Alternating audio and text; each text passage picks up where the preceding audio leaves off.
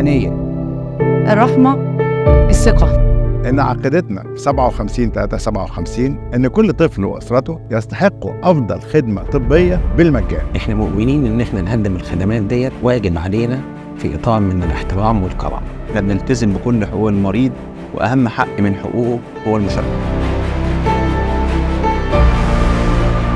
مهم جدا بناء الثقة بين المريض والطبيب وأسرته خلال رحلة العلاج، والتأكيد الدائم على إنهم موجودين في مكان بيقدم لهم أفضل رعاية صحية ممكنة. احنا مؤمنين إن الرحمة بتعزز العلاقة ما بين المريض وفريق التمريض، وبالتالي بتساهم بقوة في زيادة معدلات الشفاء. الإنسانية هي طريقنا علشان نفهم احتياجات المرضى وأسرهم ونقدر نوفر لهم علاج آمن. علشان كده احنا في 57-357 كلنا كيان واحد.